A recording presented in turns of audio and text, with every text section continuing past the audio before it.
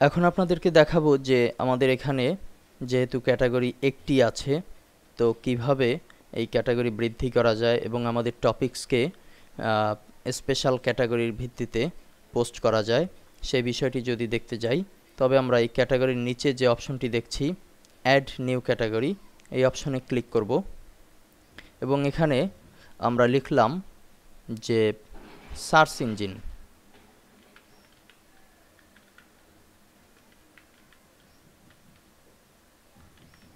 Search engine নামে একটি category আমরা লিখলাম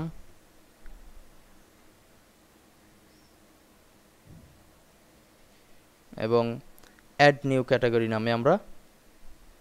দিয়ে দিলেই এখানে কিন্তু চলে আসলো সার্চ ইঞ্জিন। পরবর্তীতে আমরা ধরুন আরও একটি ক্যাটাগরি লিখলাম যে ওয়েব ডিজাইন, অর্থাৎ ওয়েব ডিজাইন সংক্রান্ত যতগুলো পোস্ট হবে এই ওয়েব ডিজাইন ক্যাটাগরি সিলেক্ট করে দিলেই এর অন্তর্ভুক্ত হবে। তো আমরা এর আগে যে গুগল অ্যাডসেন্স দিয়েছিলাম সেটি ছিল আনক্যাটাগরাইজ এর আন্ডারে। তো যেহেতু এখন এখানে সার্চ ইঞ্জিন নামে একটি অপশন, সার্চ ইঞ্জিন নামে একটি ক্যাটাগরি যুক্ত করা হয়েছে, আমরা চাইলে কিন্তু এই ক্যাটাগরিতে দিতে পারতাম যদি আমাদের আগে করা থাকতো বা যদি আমরা আগে এখানে পেতাম।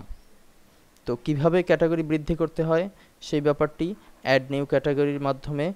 ক্লিকের মাধ্যমে নিচে লিখে দিলেই এখানে ক্যাটাগরি যুক্ত হবে এবং আপনি যখনই একটি পোস্ট করবেন তখনই যে কোনো একটি ক্যাটাগরি বা চাইলে আপনি দুটি তিনটিও দিতে পারেন, কিন্তু ভালো হয় আপনার স্পেশালাইজড করে দেয়া, অর্থাৎ যে কোনো একটি ক্যাটাগরির অন্তর্ভুক্ত করে আপনি পাবলিশ দিলে সেটি সুবিধাজনক হবে।